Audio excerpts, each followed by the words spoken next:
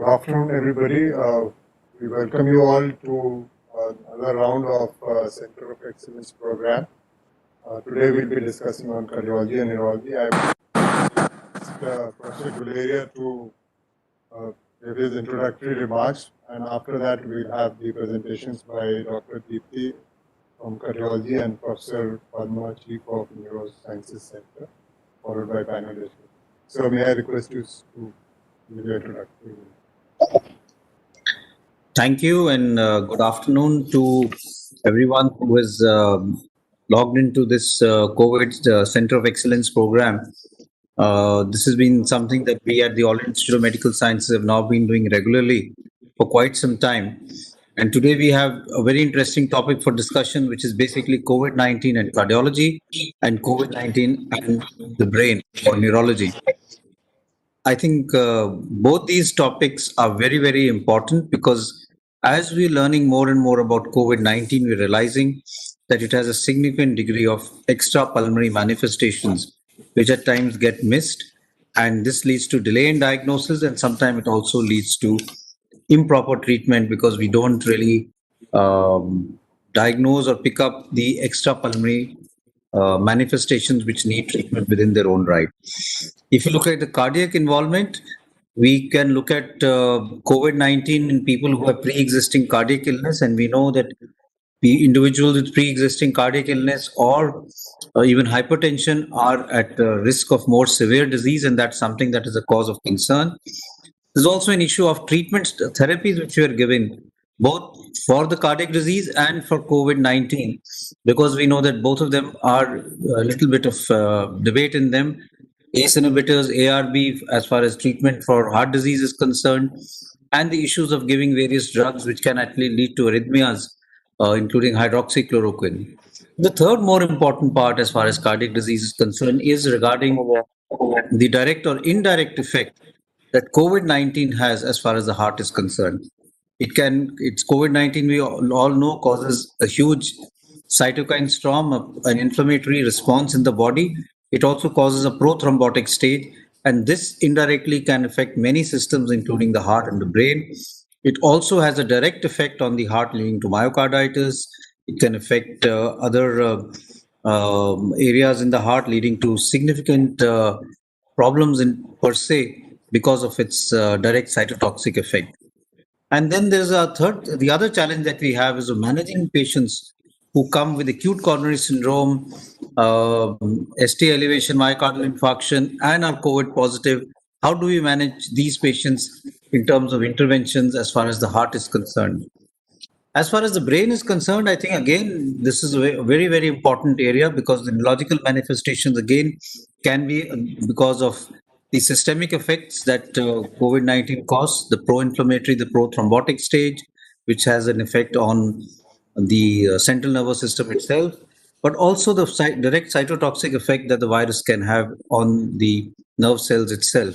And that is also something which is now that we're realizing more and more about the virus actually reaching the brain and causing its effect. Also, the neurological effects can be very varied, from simple effects like loss of the sense of smell and loss of taste, to headache, to more severe effects like stroke or encephalitis, the Guillain-Barré syndrome. So there is a vast variation as far as the neurological manifestation is concerned.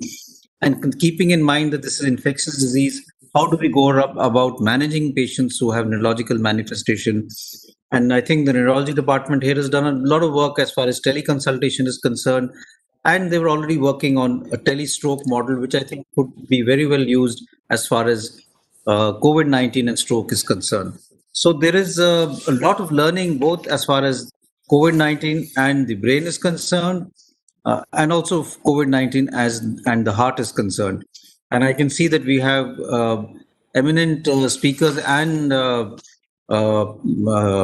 faculty for the panel discussion. We have Dr. Deepthi, who will be talking on COVID-19 and cardiology, and Professor Padma will be talking on COVID-19 and the brain, and then a very good group of people on the panel who would be taking your questions.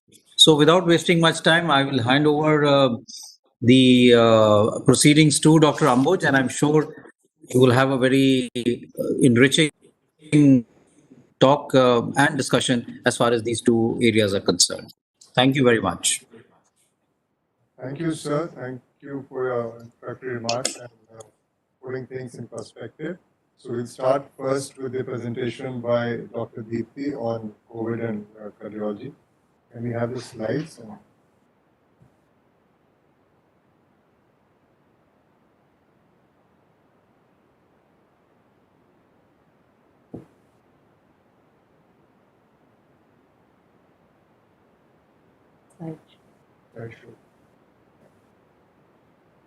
Good evening, one and all. Today I'll be discussing about the cardiovascular manifestations of COVID-19.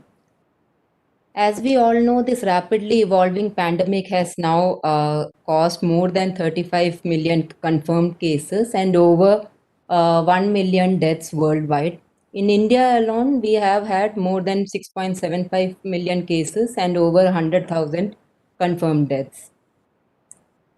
The cardiotropism of this virus can be explained by the mechanism of entry into the host cell. The virus has surface attachment proteins called spike protein, which after activation by a transmembrane serine protease attaches to the angiotensin converting enzyme 2 receptor. This receptor is the primary portal of entry into the host cell, and apart from increased expression in the lung parenchymal cells, particularly alveolar cells, this receptor is also found in abundance in myocardial cells. The various cardiovascular manifestations that have been described so far in the literature since the outbreak. I'm not able to move.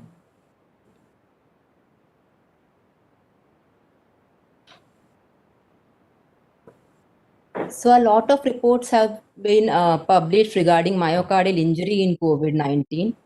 These reports have been either due to acute coronary syndromes or due to myocarditis, as we will be discussing later.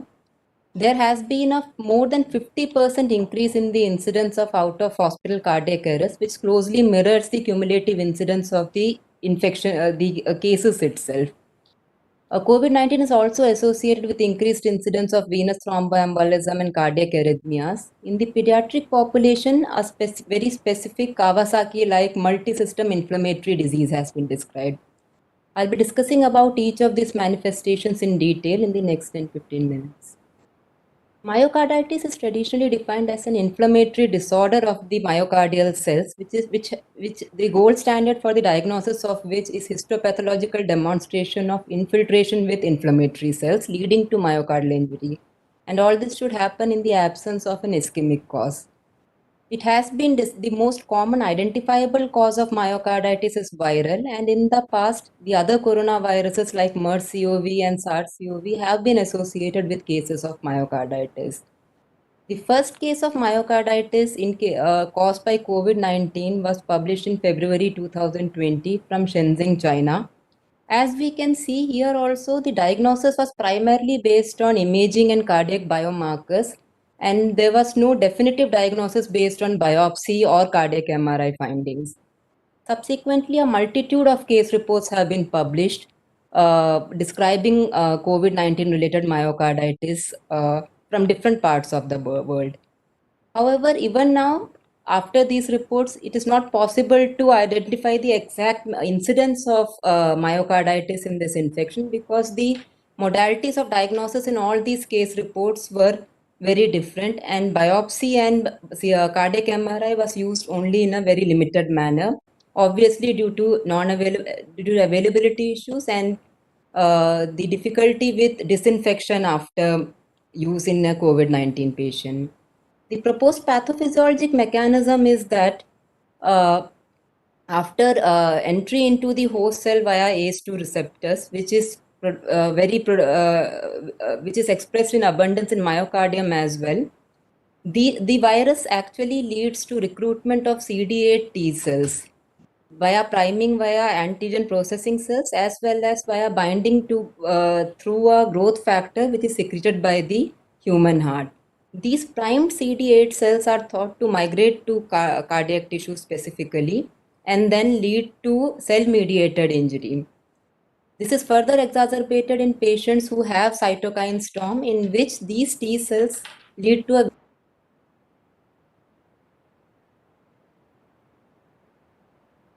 more CD8 positive T cells. These pathophysiologic mechanisms were further substantiated by MRI studies. This is a large cohort from Germany in which 100 patients who had recovered from COVID-19, most of whom had only mild to moderate infection, underwent MRI with a median time period of about 70 days. Of these, about 60% were found to have evidence of active inflammation in the form of raised myocardial native T2. However, here also EM biopsy could be done only in 3 patients with severe findings which revealed lymphocytic inflammation. Now, it should be noted that these findings were also present in risk factor matched controls as well. For example, abnormal native T1, which is suggestive of interstitial fibrosis, was found in 40% of risk factor matched controls as well. So, MRI is a very sensitive modality which tends to pick up a lot of abnormalities. So, how far did it really reflect the incidence of myocarditis was not clear. This was further validated by autopsy studies which were done to confirm whether viral RNA is actually present in myocardial cells in confirmed COVID-19 cases and whether inflammatory cells are seen or not. So one of the first autopsy studies was from Germany again, which reported cardiac tissue from 39 consecutive autopsy cases. In this study, although in 41% of cases viral RNA could be demonstrated, it was noted that no inflammatory cells were present in any of these cases. So while cardiotropism of the virus could be demonstrated in this study, there was no evidence of myocarditis. There was another pathologic study in 21 autopsy cases where macrophage infiltration was noted in 86% cases, while only in 3 cases lymphocytic myocarditis could be demonstrated. So in view of these findings, the concern that was expressed in the initial phase of the pandemic, that 20 to 40% of individuals have evidence of myocardial injury, which was mainly defined by rise in troponin levels, could be alleviated. It is to be noted that troponin rise is not unique to COVID-19 infection only. It has been seen previously also in cases of severe community-acquired pneumonias, influenza pneumonias. The primary cause here is a type 2 myocardial ischemia due to increased demand secondary to fever or tachycardia and decreased supply, which may happen in cases with hypoxemia and hypotension. So this troponin elevation, though it signifies myocardial injury, is not suggestive of myocarditis as was originally proposed. But it is nevertheless a risk factor, as can be seen. So these are the different causes of troponin elevation. myocarditis is only an uncommon cause, which we, as we have seen, is not really seen very commonly in autopsies. Troponin elevation can be seen due to supply-demand mismatch, due to stress cardiomyopathy, which happens in cases with cytokine storm, and uncommonly due to myocardial infarctions as well. The important point is that troponin elevation, though not suggestive of myocarditis always, is a poor prognostic marker. 46, as we can see that in patients who had troponin elevation, 46% succumbed to the disease, while in cases without troponin elevation, the survival was better. For diagnosis of myocarditis, the clinical features may vary. Some patients might have a mild disease only in the form of dyspnea and fatigue, or on the other spectrum, there can be fulminant myocarditis with pulmonary edema and cardiogenic shock. ECG may show evidence of new onset bundle branch blocks, ventricular premature complexes, and conduction abnormalities. X-ray may show cardiomegaly in severe cases. The societies recommend additional imaging modalities for confirmation of diagnosis, and in most of the cases, echocardiogram is the primary diagnostic modality because it is portable and there is ease of disinfection after use. Cardiac MRI has definitive advantages over the other imaging modalities, but because of non-availability in off hours and relative difficulty in disinfection, it is not very commonly used. One good alternative is CT angio, which is already being done in most of the patients with ARDS, in which coronary anatomy and myocardial edema can be demonstrated. The management of myocarditis here is mostly supportive, and the primary management should be of the infection itself, which is leading to this inflammatory disorder. The next point of concern is how to manage acute coronary syndromes in COVID-19. First of all, whether COVID-19 can trigger ACS. Based on observations from other viral infections like influenza or even bacterial pneumonias, we know that these infections lead to inflammation and prothrombotic state, which can trigger ACS in a vulnerable patient. Ever since the onset of the pandemic, multiple cases have been reported whereby the primary presentation is STEMI and COVID-19 is diagnosed later. So we don't really know whether COVID-19 is one of the triggers of ACS here. And if it is, then it is causing ACS even in the absence of substantial systemic inflammation. The possible mechanisms include plaque rupture, vasospasm, or microthrombi. As we have seen, COVID-19 is associated with infiltration with macrophages. These macrophages release collagenases that can degrade the fibrous caps on atherosclerotic plaques, leading to plaque rupture. They also release tissue factor, which can act as a potent procoagulant, leading to thrombosis over these plaque ruptures. And a direct effect of the virus on endothelial tissue, leading to endothelialitis, can also increase the risk of thrombus formation at ACS. But all said and done, in the initial part of the pandemic, it was observed that there was a sharp decrease in the incidence of STEMIs all over the world. Now, this was initially attributed to the decrease in presentation of patients to hospitals because of the fear of contracting infection in a hospital setting. However, it was subsequently realized that even in closed communities where the chance of missing cases, like in that US North Carolinian study, the numbers were actually low.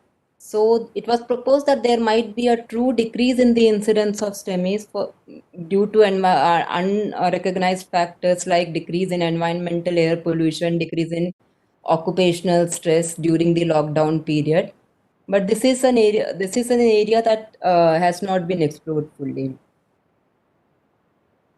Another trend that was noticed was a sharp decline in the number of primary PCIs as well as PCIs for other forms of ACS across the world in the initial part of the pandemic, though it is picking up right now. And even in centers where PCIs are being done, there is a delay from the patient presentation to the balloon time. The classical door to balloon time is not being met now. The primary delay is the patient related only even now, because patients are coming to the hospital late because of fear of coming to the hospital, and then there are system related factors also which lead to delay because of waiting for diagnostic results of COVID-19, the donning of PPE by the cath lab personnel. So there is a need for improving the patient and system related delays in symptom to door time as well as door to balloon time in patients with STEMI. Concomitant with a decrease in STEMIs presentations all over the world, it was observed that there is an increase in the incidence of out of hospital cardiac arrests since the onset of the pandemic. In a study from Lombardy region in Italy, it was observed that there was a 52% increase in sudden deaths as compared to the same period in 2019. This trend was correlating with the cumulative incidence of COVID-19 cases. Similar reports were then, similar trends were then reported from the US as well as France also. The possible reasons for this sharp increase in sudden deaths after the COVID-19 pandemic could be due to the increase in the number of hypoxemic respiratory failure with rapid progression of ARDS. Many of these patients might not be symptomatic in spite of severe hypoxemia and might not reach the hospital before the terminal phase. Another infection-related cause could be due to increase in arrhythmic sudden cardiac deaths. It has been proposed that some of the drugs that are being used to treat COVID-19, including azithromycin and hydroxychloroquine, can lead to QT prolongation and lead to arrhythmic sudden deaths. The inflammation per se, the cytokines including IL-6, can also lead to QT prolongation. As we have seen, myocardial injury is common in these cases. Another factor that could have led to this increase in sudden deaths is the reluctance of patients to come to hospital in cases of time-dependent cardiovascular diseases like STEMI. So patient might wait till he deteriorates to the point that before he can make an EMS call, leading to an increase in sudden deaths. There has been an increase in the incidence of arrhythmias as well. In the initial reports from China, the overall incidence of cardiac arrhythmias was 17% overall and 44% in ICU patients. VTVF was observed in about 7% of cases in hospitalized patients. Subsequently, a last observational study from US involving 700 total patients has demonstrated that there were 9 cardiac arrests, about 25 incident AF, and 9 cases of bradyarrhythmias. All of these arrhythmic events were more common in ICU patients than in the ward patients and were correlated with the severity of illness.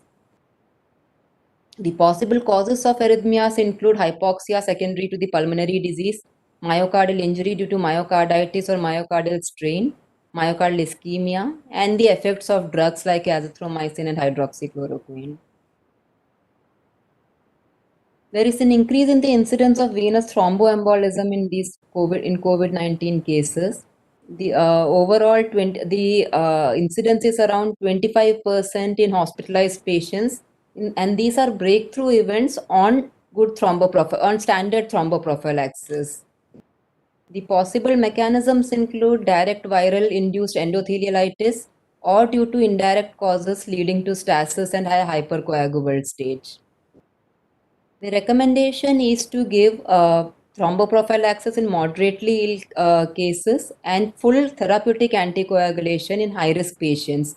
This is the practice that is being followed at our institute also. We give in moderate cases prophylactic anticoagulation, while in severe cases admitted in ICU, full therapeutic anticoagulation is being given.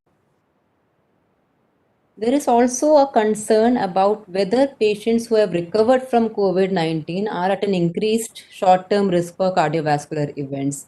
This concern comes from earlier studies in influenza and bacterial pneumonias, where it has been demonstrated that following recovery from the infection, there is a 2 to 4-fold increase in the risk of acute coronary syndromes, and an eightfold increase in risk of heart failure due to persistent inflammation and a prothrombotic situation. So what is to be done in this situation? Even if there is a susceptibility to heart disease after COVID-19, it becomes imperative that we should reinforce optimal medical therapy to all patients at risk, like patients with hypertension, diabetes, or established cardiovascular diseases. So to summarize, myocardial injury is reported in 20 to 40% of cases, but myocarditis as such is uncommon. The focus should be on the treatment of the underlying infection with supportive management for myocardial injury. The detection of myocardial injury is, however, a negative prognostic factor. Secondly, the community should be educated on warning signs of a heart attack and timely medical intervention. Social distancing is recommended. However, patients should not be deterred from seeking prompt medical care for cardiac emergencies.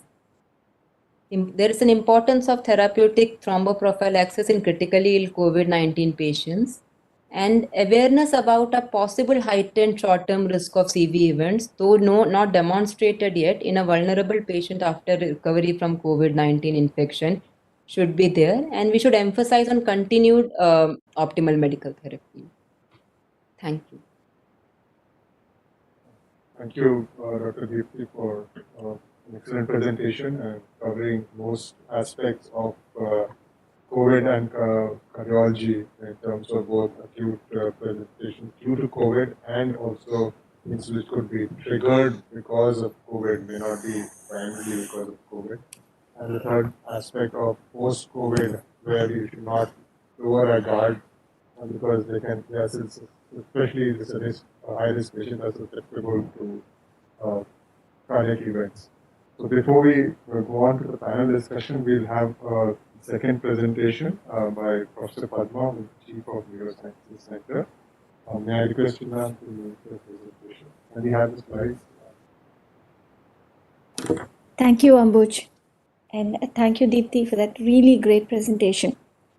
Now, we all know that, the close encounters with this bug is a nightmare, and we continue to pass through it.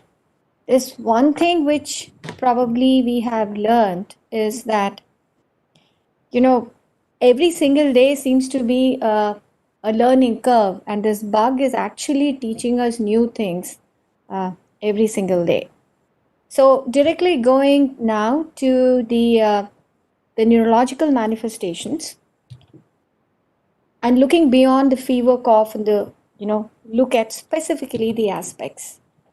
So when did we actually know that the organ beyond lungs that can be involved, in fact, it was the first thing that could be involved was the nervous system. And this literature actually came out of China, and this was way back in April.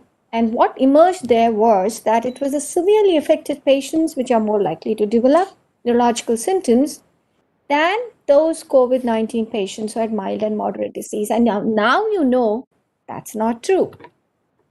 So the infection to the brain, and how does it happen? There were a lot of hypotheses, and picturesquely to put it, you do have the entry, what is called as through the peripheral nervous system and through the nose, through the cribriform plate and the olfactory system into the brain, and as well as hematogenous spread once the lungs are involved and you have the multi-organ.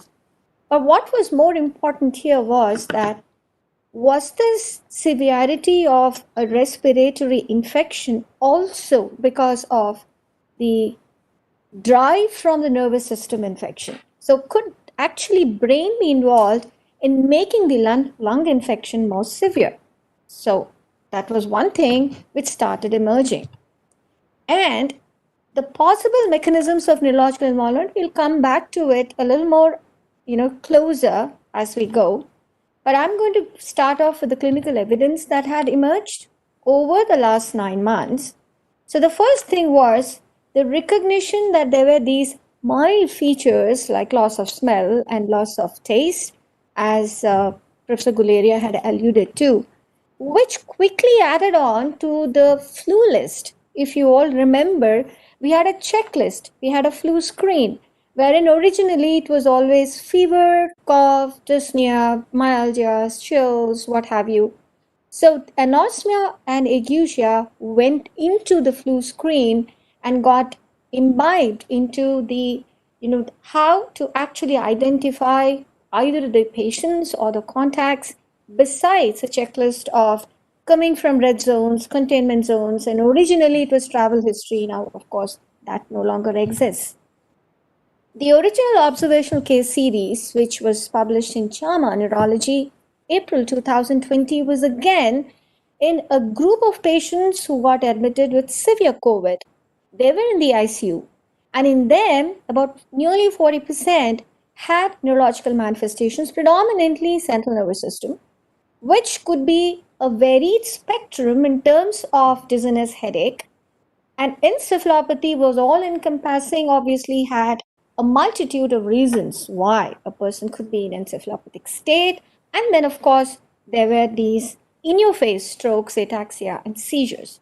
The peripheral nervous system manifestations were far more lesser and were more of post COVID autoimmune phenomena, which we will talk about a little later. And then, because of this almost universal presence of ACE2 receptors, not just in respiratory system, now we know in the brain, in the peripheral nerve system, in the muscles, in GI, in kidneys, and of course in the cardiac and what have you. So you also had this myalgias and also documented to have a high CPK values. Now this is a representative slide again from Wuhan, who described actually a patient who came in with stroke, didn't really come up with any of those flu screen being positive, turned out to have an ischemic pathology on the CT scan, and also turned out to have what is called as one of those typical pathognomonic COVID lung on the CT chest, showing peripheral, the ground glass appearance. So these kind of things started coming up, which meant that either because of the pandemic, the COVID was coming incidentally positive, or COVID was doing something to them, producing strokes. And then a bunch of biomarkers also started coming out, which sort of typified those individuals who may develop these neurological features, which included a ratio where there was a lower lymphocytes as compared to TLC and an increased blood urea nitrogen. And now we know that even in a kidney injury, the same bunch of biomarkers have come out. So that there was nothing really sine qua non, but it did mean that things were going beyond a respiratory system involvement. Similar reports also were published in the Lancet.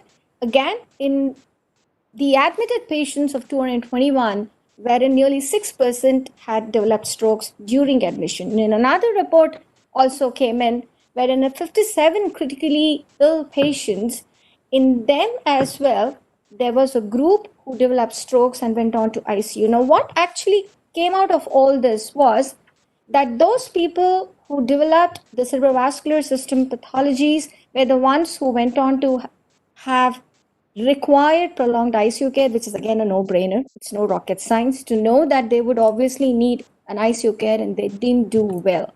The outcomes of those strokes were not very good.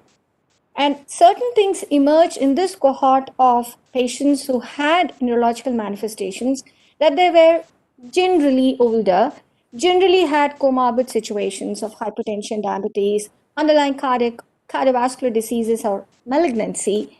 And once again, the predominant complaint was an encephalopathy. Please remember that encephalopathy is not a sine qua non to a brain being directly involved. Could be due to multitude of other issues as well. So these issues were described time and again. Several reports came in March, April, May, and then these things started emerging. In the sense, it was no longer those patients who were admitted into the ICU with the typical COVID syndrome and then went on to develop neurological manifestations. And now you had patients coming in with directly as common garden variety of just strokes. So they had nothing to suggest that they had anything like a flu, no fever, no cough, no dyspnea, no chills, nothing. No coming from containment zones, no contact, no travel history. They would just come as strokes. And then these patients versus those patients who developed stroke and encephalopathies, there was some sort of a similarity that the median time of the occurrence of neurological emergency seemed to be much closer to the time of onset of infection. So either they came in with strokes and then went on to develop the typical flu-like symptoms, or got picked up because the chest X-ray had shown typical lung lesions, or a CT chest had shown typical lung lesions, or once they were admitted with a flu, in a median type of 1 or 2 days, they went on to develop stroke. So whatever was developing means it was not an encephalopathy, it was more like a stroke which developed early into the onset of a serious COVID infection. The more importantly, what had happened was that because they did not have a typical COVID-like features when they first came in, a lot of them had sort of see through the system of trying to identify these patients. So they went on to areas which was not COVID, and that became a problem. And then we had quickly learned from that experience as well, and I'll come to that.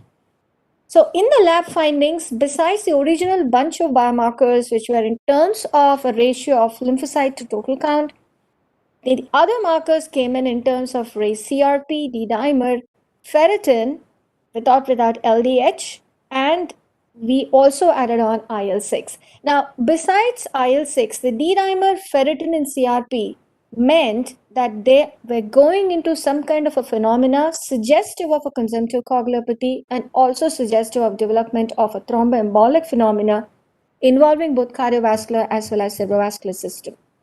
So, are there any specific lab features? Then these were the features. Besides a ratio of total count to the lymphocytes, low platelets, high urea, and an elevated CPK, the CRP, D-dimer, and ferritin, which emerged as markers. And now there's a lot of research, a lot of centers who are actually looking into serial such biomarkers and the development of these manifestations. So this is a beautiful paper which sort of summarized the neurological manifestations and said that the spectrum could involve something very mild, like just a headache, malaise, fatigue, imbalance, with and without the conventional features of flu, anosmia agutia, strokes, both hemorrhage and infarction, neuropathies, ADEM, and GBS, more of the autoimmune phenomena post or after COVID, encephalopathy during admission, could be encephalitis, seizures, and other autoimmune phenomena. So the hypothesized reasons, as Deepti has said, one was the presence of ACE2 receptors, which seem to be there in a lot of areas in the system. So all the organs where they are spotted probably were getting involved. And the definitive way to say that, yes, it is neurotropism, this bug has gone into the brain, will only be there if you actually find those signatures. And that now has been available with limited autopsy studies, as well as the CSF markers have now been available. So originally it was just seen to be a brain tissue which was hyperemic or edematous, but now we know that there are definitive signatures available. And of course, now we know that it could be a retrograde neuronal root, peripheral nervous system, that is through the cribriform plate or the hematogenous. The low lymphocyte counts indicative of immunosuppression in such patients, especially in the severe subgroup, may be one reason. And we already talked about the consumptive coagulopathy problem. We also talked about the skeletal muscle injury because of the presence of ACE2 receptors. And then we have the infection-mediated harmful immune response and the cytokine storm. You've heard about it. But the encephalopathy could also be because of all-pervading hypoxia, acidosis, multi-organ dysfunction, sepsis, and even certain medications that these people are given. Sometimes when they are prone, then they need to be sedated. So encephalopathy could be multifactorial and not necessarily always sine qua non because the bugs have gone there. Specifically for COVID-19 and stroke, there was one report which analyzed it. The original report said that they were largely older patients, except one wherein there was a CVST or the cerebral venous sinus thrombosis. And according to TOS classification, there was no specific subtype which emerged as the variety. But then later we've got several reports of classically young people who really didn't have conventional risk factors. And they were all large artery thrombosis. And we had our own publications. This we published in May, where the initial 2 strokes, which came into our ER as just a stroke, with nothing to suggest COVID, were intracerebral bleeds. And this we had published in the Annals of Indian Academy. The age and comorbidities, because a large number of people who do badly with COVID-19 are also the elderly with other, comorbidities. And this again is a common, knowledge right now. So that could also be leading to strokes. And the COVID and cardiovascular, heart and brain have such an intricate and close relationship. The heart gets involved, brain does get involved, ways more than one. And the inflammatory response and the risk of stroke is again well established. Atherosclerosis itself is an inflammatory process, so this could be a trigger and destabilizing a plaque and the rupture. And the cytokine storm, or you're well aware of this upsurge of IL-6 and various ways to combat it. And the prothrombotic state, as we said before. And this had a little implication as well in terms of managing these patients, whether they need to continue on antiplatelets and double antiplatelets, and whether we can thrombolyze. But there are now guidelines which have emerged. There are consensus statements which have emerged. We have, in fact, our own consensus statement for India, which we've published. So, and the infections, you know that a large number of viruses can actually directly cause arthritis and arteriopathy. Classically, you have varicella involving the arteries, and you have the childhood arteriopathy because of that. Now, that could be one of the reasons. We don't know. Maybe this corona bug behaves differently from other coronaviruses.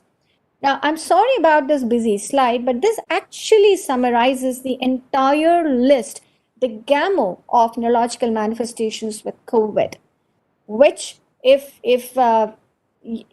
actually describes the variety, how they present, the diagnostic modalities that can be employed to establish.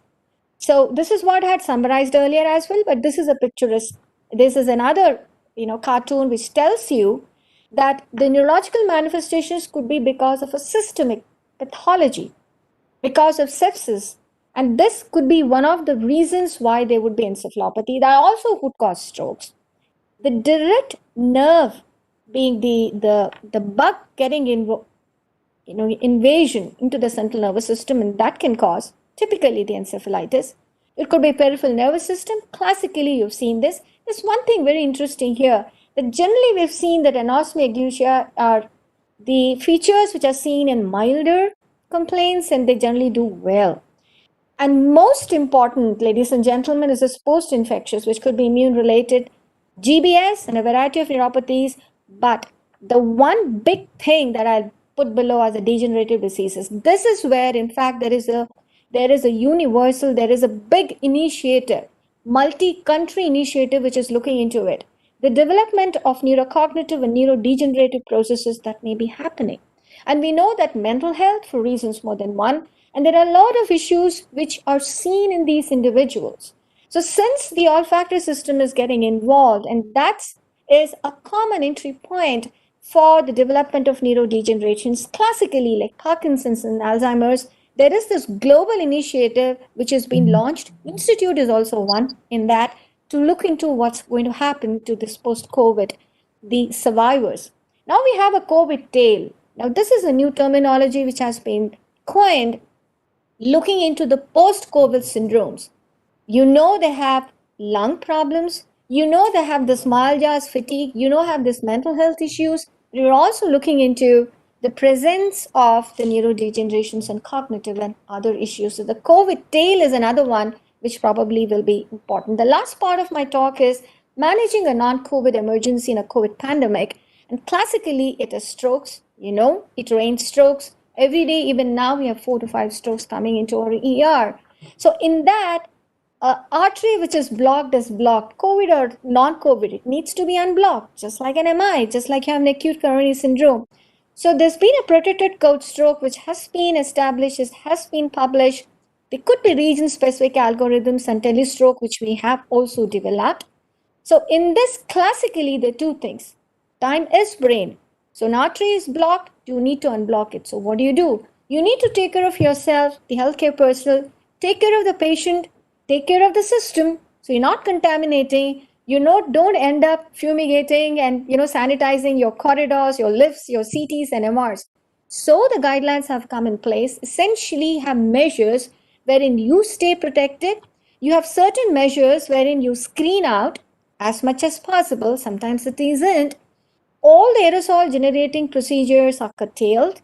You have a high, rather I should say, a lower threshold to intubate and a higher threshold to extubate such individuals. And the CT remains our workhorse. We have a high threshold to get an MRI for our management of stroke patients.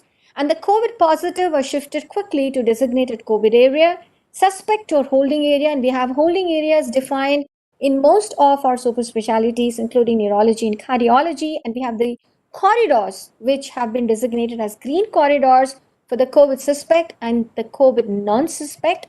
And this has been actually published recently by Adnan Qureshi group, wherein whatever way the patient, a stroke who's COVID positive, suspect, or who is likely to be a suspect, all of them have the plain CT scan remains the workhorse. Along with CT, we also do a CT chest, which sometimes does pick up a COVID lung features, and we have a CT angiography.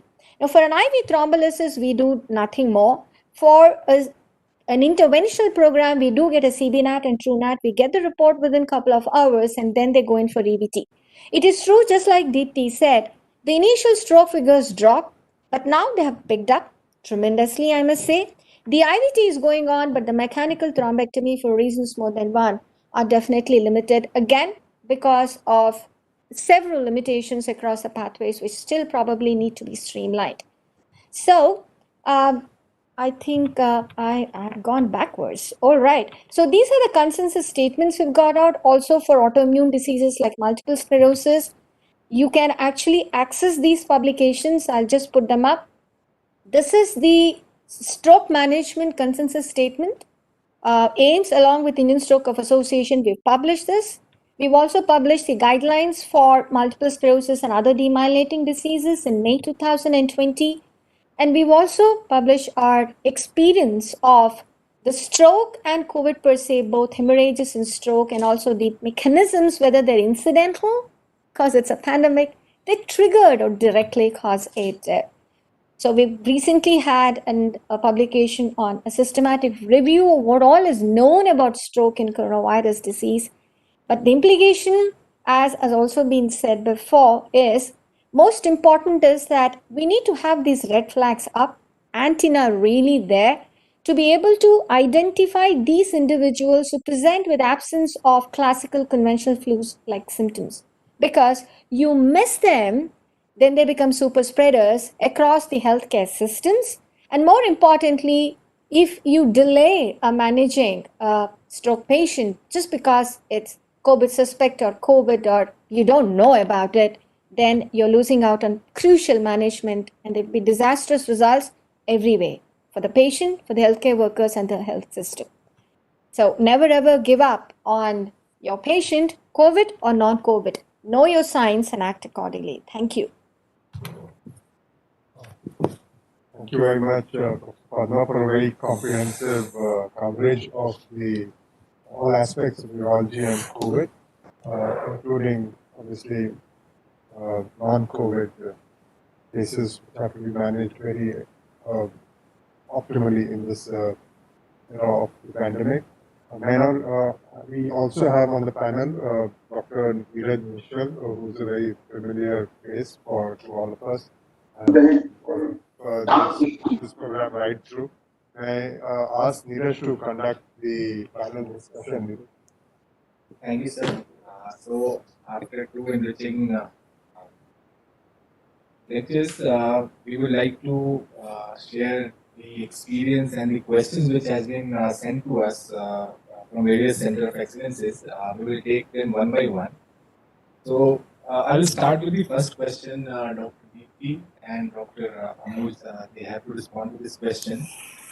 This question is from Jharkhand. This is regarding any precipitating factors which contribute to viral myocarditis in COVID. and how to manage acute myocardial infarction. So you have covered it, but just to briefly summarize what should be done in such patients, I will request Dr. Deepti and follow back. Thank you, sir. The number of, though various case reports have been published about viral myocarditis in COVID, but most of these reports did not have a definitive diagnostic modality like histopathological evaluation or cardiac MRI. So the actual precipitating factors in these cases is not clear and have not been evaluated yet. If we extrapolate the results from reports of viral myocarditis due to other viruses, there are host genetic factors involved as well as acquired factors which predispose to myocardial inflammation in certain individuals, while in similar individuals who are living in a similar environment do not have any cardiac involvement at all. So it has been observed in animal models that there can be differences in host genetic factors like major histocompatibility complexes and HLA antigens, which can predispose some individual to development of myocarditis. Similarly, acquired factors like selenium deficiency seen in can lead to myocarditis, as has been seen in some Chinese provinces. In the pathophysiology of COVID-19 myocarditis also, we saw that there are certain growth factors and antigen presenting cells which were involved in priming of the CD8 positive T cell lymphocytes, which ultimately lead to cell mediated cytotoxicity. So what factors exactly lead to development of myocarditis is not clear so far. The second question regarding management of acute myocardial infarction in the ideal setting, for a case of STEMI, primary PCI will remain the primary management strategy. However, in resource limited settings, where we expect that there will be a door to needle time, a door to balloon time of more than 2 hours because of COVID related delays, a pragmatic approach will be to go for thrombolysis first, especially in low risk cases, and then if it is unsuccessful, to perform a rescue PCI later once the screening comes positive. In cases of high risk cases, like even in high risk NSTACS, we need to streamline our health resources so that PCI can be performed in a timely manner. I'll request Dr. Ambush to. No, I think we have covered most of the aspects, but it remains that the myocarditis, the first part, is relatively low from our experience. Now we've seen hundreds of patients in our COVID center, and myocarditis remains low and is probably the few who develop are only those who have severe systemic disease. So just part of the systemic disease, you can develop myocarditis. And of course, once you develop that, the prognosis is good. So that is one aspect. So, and very importantly, not all rise in troponin is myocarditis. It's important to realize that because now troponin is very widely available. And once you see a high troponin, there's a lot of panic that there is myocarditis. That may not be true. A lot of patients in our relatively step-down facility of IC Jaja, we have more moderate sick patients. Even in them, we've seen that troponin was high in 8 to 10%, and they had a fairly good outcomes with very low mortality or very low need for intensive care and care. So even there, troponin was right high. So there could be several reasons to we should not panic on seeing a high troponin. The whole clinical picture of cardiac involvement should be considered. And as for acute MI management, again, it's been mentioned, but we are following because it's really a system for a primary PCI facility is there or not. Possible requires a lot of BP and a lot of preparedness. So it may be pragmatic to use thrombolysis and then probably go for more invasive procedures. Thank you, sir. Just to add to that question, this question is again from Jharkhand. Like we are sitting in a relatively better equipped center aims. But if such case comes in a primary care settings at community centers and primary health centers, then what should be the ideal approach for managing a patient cases? So it's a very relevant question for any time, and with pandemic, without pandemic. As ma'am had mentioned, whenever artery is blocked, whether it be from brain or to the heart, time is essence, time is muscle, time is brain. We need to quickly restore blood flow. Because if you see of all management, what works best is timely management. The more hours you lose, the mortality starts creeping up. So we need to treat early, and wherever the first aid, so to say, in acute coronary syndrome is loading the patient with aspirin, 350 milligrams, giving a loading dose of clopidogrel, 300 mg, and giving 80 mg of torvastatin. And that can be done at any setting. And you will be surprised to know the cumulative benefit of this is almost equal to that of primary PCI. So it's not that the high-end procedures only save lives. It's very basic management is very important. So in primary care settings, you must do these three things. Wherever it is feasible to have a minimal monitoring, or thrombolytic therapy can be given. You have a small CCU or just a defibrillator and a monitor. That can be done. Otherwise, give these three drugs and refer him to the higher center. And it's imperative to do that in all health cases. Yeah, thank you, sir. So basic management will remain the same with or without COVID. So that has to be followed. This question is for Professor Padma. Though we have explained very lucidly how do we manage a patient with stroke with COVID. Just for the benefit of this question has been asked by one of CET, how to manage a patient with COVID-19 stroke, whether it's hemorrhagic or ischemic, depending on situation and resource limited setting. What should be done?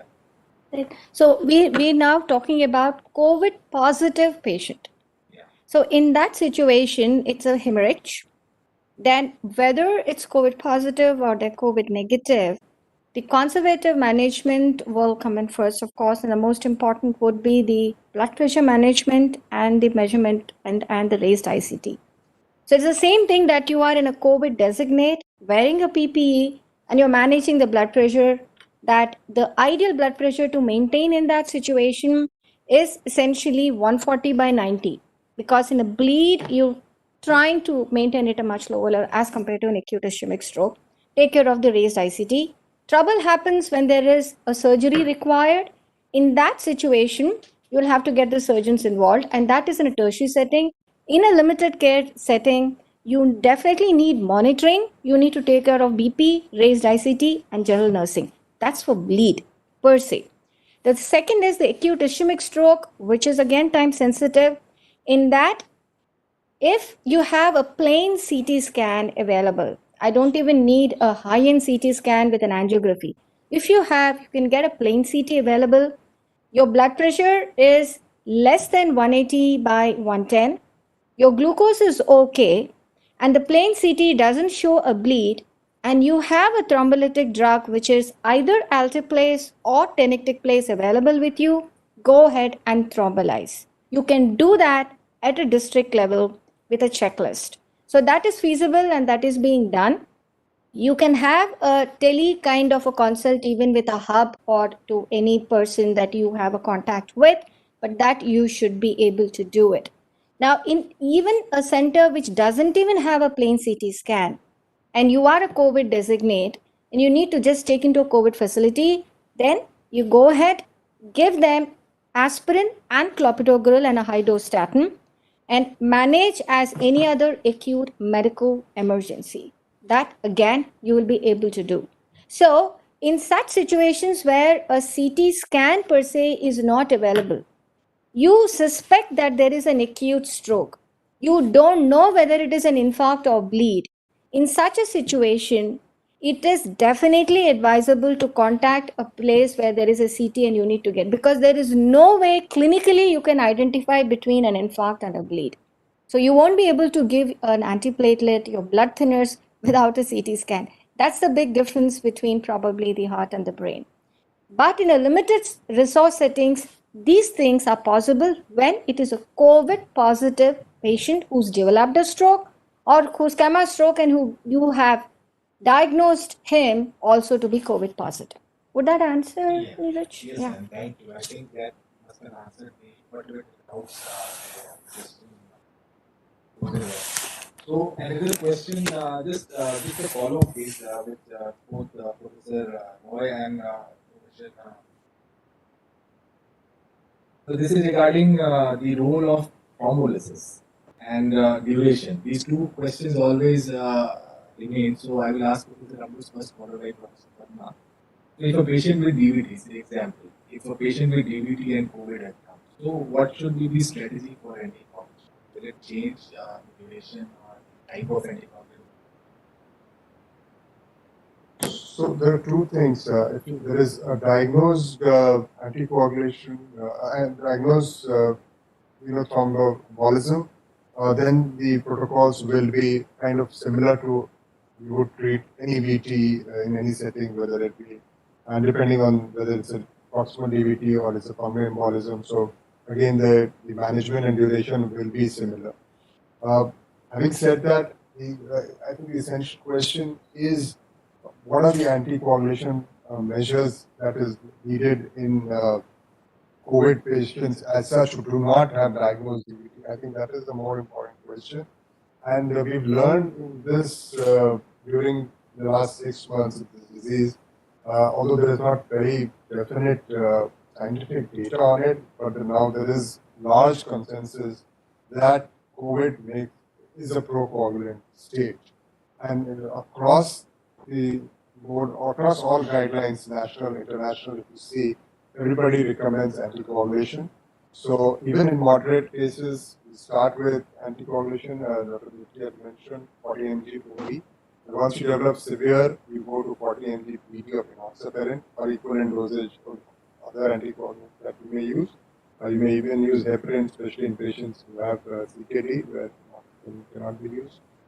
And in patients who are even sicker and have high D-dimer levels, I would say in them we should go up to the full anticoagulation, which is 1 mg per kg twice a day. So anticoagulation is a very important part of COVID management, even in the absence of diagnosed VT. Like that. Regarding one of the cortical vein thrombosis patient which we are getting, so what should be our strategy for managing this patient?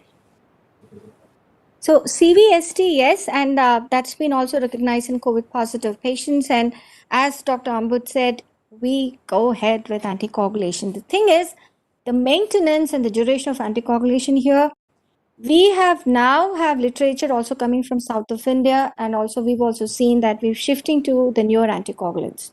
So you give them the injectable, and then when you need to, then they're well enough, they turn negative, but the CVST needs to be monitored and followed up for definitely over a period of few weeks to probably at least 3 months. In such a situation, you do shift over to either VKA or a NOAC.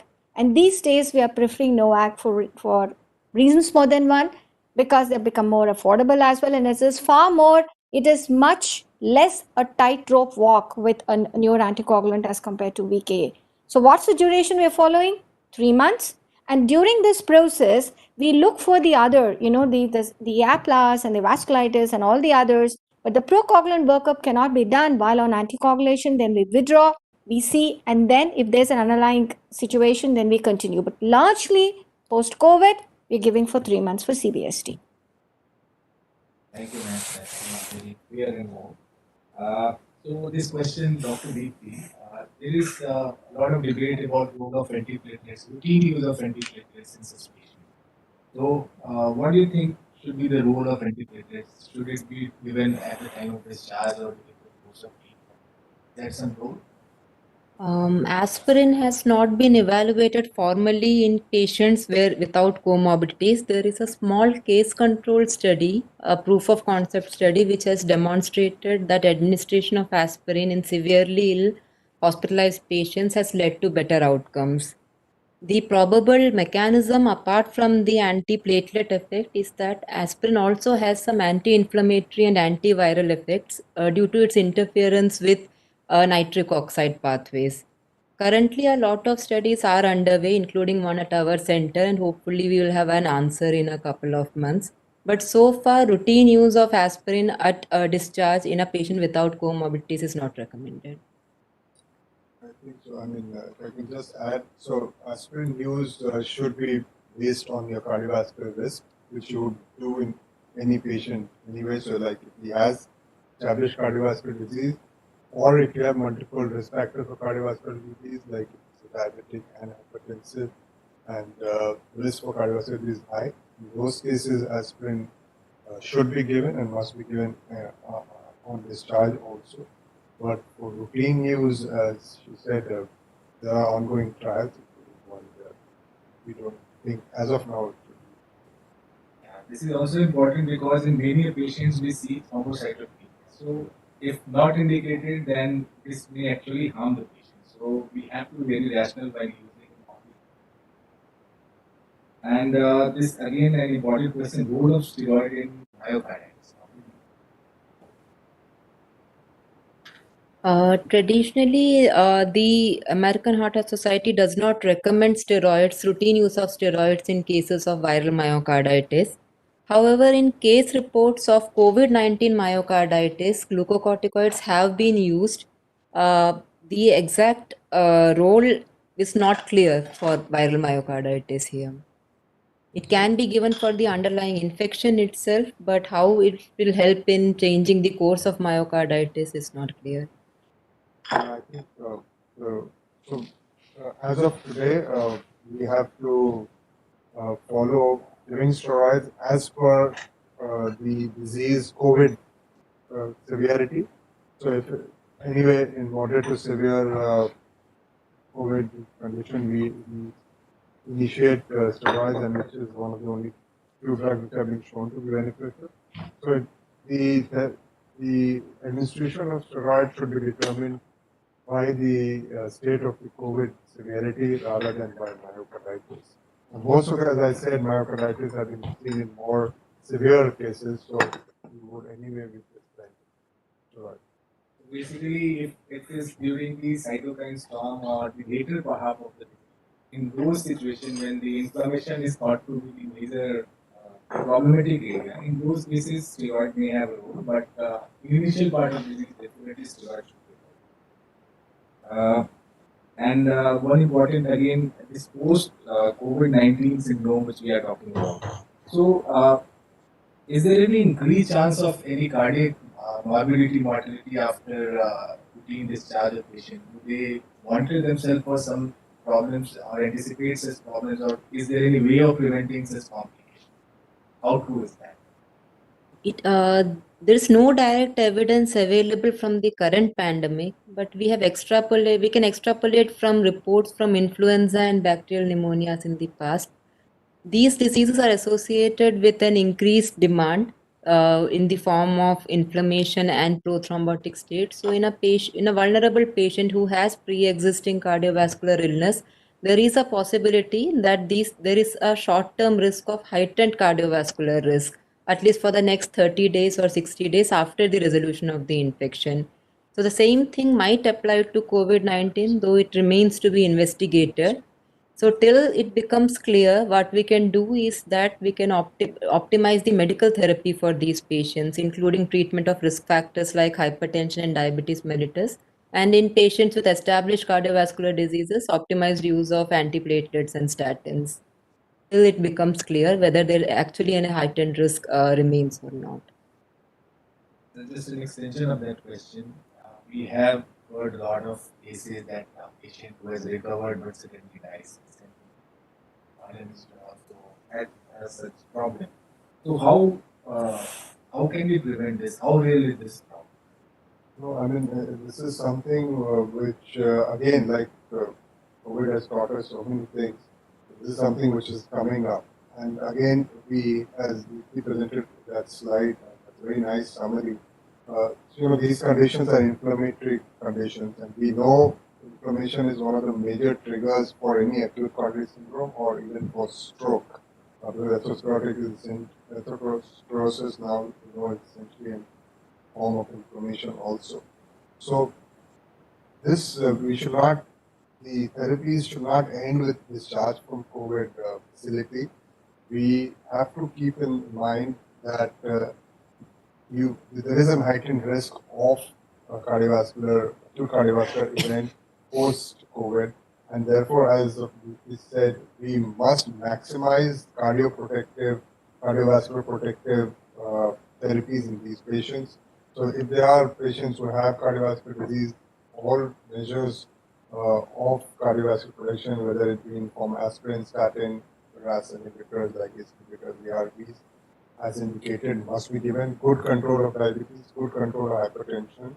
And I'm sure these 3-4 measures, when taken in a patient, given by merit of the risk of the patient, will substantially reduce the risk for dreaded complications like sudden death or acute coronary syndrome. So that is, we should not be complacent that COVID is gone now. We have to look at the patient in that chronic care has to be instituted extremely. It's very important. So identifying at-risk patients and then taking necessary steps is essential for managing this long-term complication of COVID. Professor Padma, I'll just request you, ma'am, a question which is very common, that a patient develops anosmia, loss of taste. So is it a good marker or bad marker? Any prognostic significance we can attach to this? As said, because some people feel just like in Parkinson's disease, this may actually portend a bad prognosis. Some say, okay, no, the patients developing these symptoms recover without any complication. So what is your take on that? So far, it's emerged that the anosmia and agutia are seen in milder disease, and they also recover, and the median time of recovery could be something like 2 to 6 weeks. There have been some studies which used a short course of steroids, some didn't. They retrain the smell, some kind of measures. So in general, it's been associated with a milder disease and a good recovery. They do well. What we don't know though, because of the hypothesized mechanism that loss of smell has also been a sort of a harbinger for the development of degenerative diseases like Parkinson's and Alzheimer's, there is a consortium looking into whether these COVID survivors develop that in course of time. We do not know. Right now, we know that they do well associated with a milder disease. But we also know that the COVID survivors do exhibit certain mental health issues and certain other issues. But nobody's really followed them up for a period of 6 months, 1 year, 2 years. And as we said in the beginning, we're still on a learning curve in spite of being on this thing for the last 10 months, 9 months, 10 months, whatever. So we don't know, Neeraj. But there's a serious concern and people are looking into it. What's the evidence we have? It's a mild disease, so relax. Thank you, ma'am. Hope that will soothe some nerves, and we will definitely learn about this, the outcome of all these complications in long term. One important question regarding the lab values. We sometimes get patients who have D-dimer values which are out of range. It's out of. It's very complicated to interpret. How much importance should we give to those values? Say the high D-dimer value, but patient is doing fine. Maybe at the time of discharge or at time of presentation, or those who are in home quarantine. How should we approach such patients?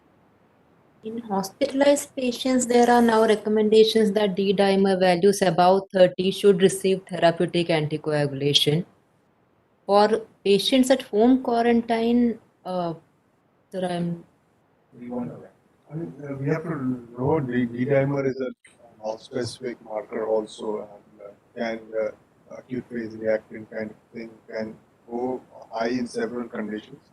So we have to look at other factors together and not go by D-dimer only. And so, for example, there is an improved score that is normally used for VTE, this stratification. And as there's one question about NOAC used at discharge with D-dimer is high. So what we have been doing is we have used this score for the improved, which has D-dimer also as part of it.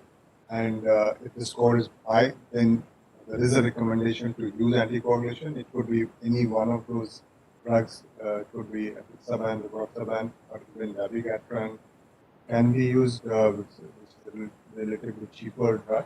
So I think it should be based on the risk of the patient. And the score basically goes by immobility. So if the patient is going to be immobile, or if he has heart failure, or if he has concomitant cancer, has evidence of VTE. So the more these things are there, there is greater merit in giving a prolonged anticoagulation post-discharge. And as ma'am said, given the scenario of difficulty of monitoring VTAs, probably a direct oral anticoagulant. The newer ones will be. You might like to add to it. So, Seeing a lot of take home message is do not just rely on lab values. We have to evaluate the patient as a complete package, not just one lab value is out of range, so you start treating that. So that may actually cause more harm. So you have to evaluate in totality. That should be the take home message. And one important question, sir, regarding the rhythm disorders which we observe in such patients. Many patients develop sinus bradycardia, which may or may not be symptomatic. Some may have other sort of rhythm disorders. So how should we approach such patients? Again, that is something which has been seen with COVID, that rhythm disorders are quite common. In fact, the national grand round we presented the case of a patient who presented with severe sinus bradycardia and required support with dopamine for improving the chronotropy during the initial 24 to 48 hours. But it was reversible, and such case reports are there in literature where the induction system involvement has been shown due to COVID, and because as discussed, the ACE2 receptors are as much present here as in the body. So rhythm disorders have been described. Again, atrial fibrillation has also been described, but atrial fibrillation again is common in ICU settings where you have pulmonary disease, where you have elderly population. So again, these patients can have atrial fibrillation too, and also ventricular ectopics and ventricular tachycardia has been described. But again, it is part of the systemic disease where you have multiple risk factors. You have cytokine storm there, you may have visceral electrolytemia. So there are several things which are going on. You may be on drugs which prolong the long QT. So whether it's primarily due to COVID or primarily because of the fact that the patient is sick is difficult to tease out, but it is important that you should keep these things in mind. These can happen and they should be managed as per protocol.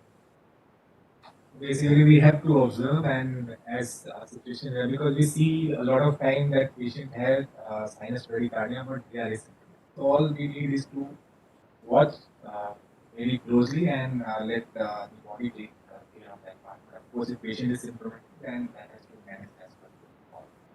And this question, how to manage heart disease complicating pregnancy and cytokine storm? So, I don't know. like a Viva, of course, it's a hypothetical question. Luckily, we have not received any pregnant patient who have this sort of complicated course. But again, this is a matter which actually we should be discussing and how to go about it. I received this set of questions from Hardik. I thought you would take this question. So anyway, so as you said, we do not have an experience of a cytokine storm in a pregnant patient, and probably because it happens more in elderly patients, in young patients, not get so much to it. Thankfully. But I would say heart disease management would not be any different from any routine pregnancy. All the measures that you would take otherwise should be done. These patients generally we advise them to be in relative rest during the second trimester. Fluid management has to be done very carefully. Fluid overloads should be avoided, and depending on the cardiac lesion in the mother, accordingly the labor has to be managed. So it's not any different from a non-COVID patient. I would say it's kind of similar, but you need to have a team working together of a cardiologist, of an obstetrician, and somebody from infectious disease or from anesthesia, so that the labor and the peri-labor can be managed properly. So maybe you would like that. So yes, again, the important part which theoretically because we have not seen any complicated pregnancy patients so far. But the life of mothers should get precedence over the fetus life, because we have to use certain medication which may have religious effect on the fetus, which we are not sure. If the patient is in cytokine storm, we may have to use high doses of steroid, especially in first trimester. We know all the steroids can cause congenital effects like left palate and other, or IUDR and other things. So we have to actually weigh the risk and benefit, and if we have to save a life, then of course mothers like it to precedent. And we have to take informed consent for every procedure which we do. If we are giving any experimental therapy, even if it's a plasma therapy, if you are giving remdesivir or steroid, we have to explain everything to the patient and their relatives, so that any medical legal complications do not arise in future regarding this. But again, the management has to be as per the situation. There cannot be a fit all shoe type of things where one protocol can be applicable to everyone. It has to be managed case to case basis. We have covered almost all cases, so just as a concluding remark, I will just request Dr. Dipti if you want to say your comments or take home message.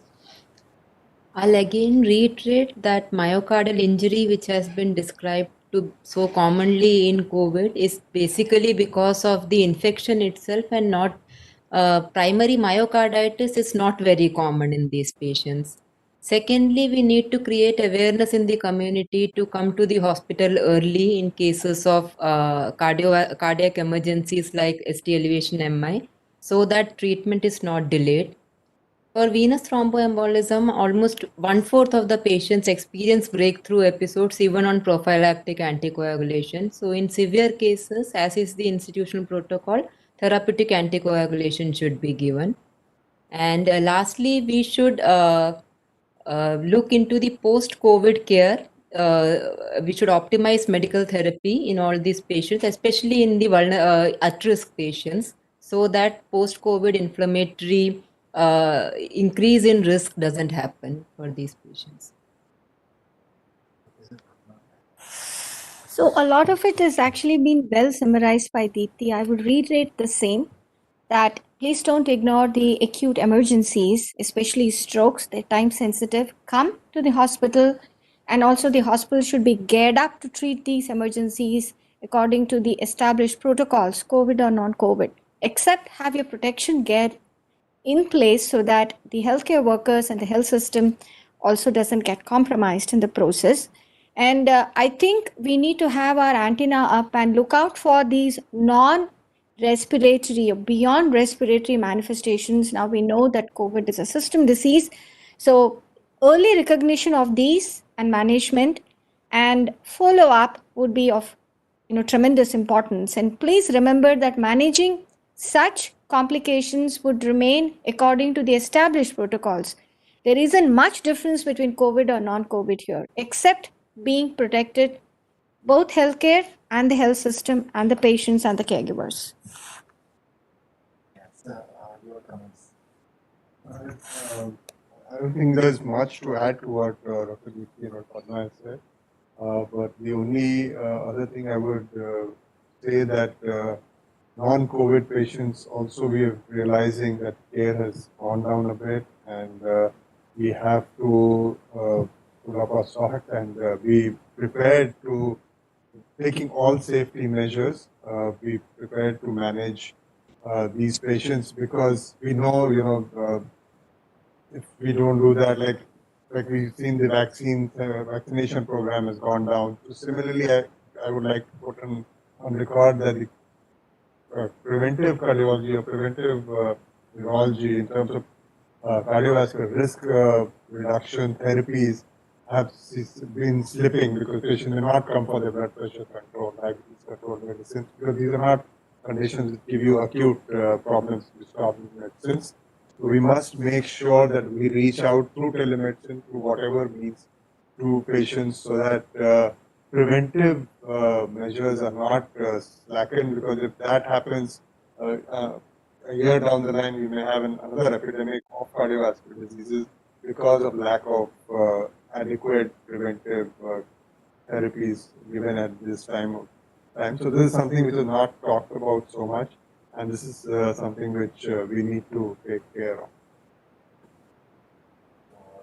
Thank you very much. And if any questions, of course, you can always mail it, and we will be happy to answer. Thank you. Thank you. Thank you. Thank you, and thank you to the ministry for organizing this, Hardik and your team in the ministry to organize this this episode of the Center of Excellence program. And as Neeraj said, if there are any other questions, we'll be happy to take it on the WhatsApp group or on or by mail. Thank you so much.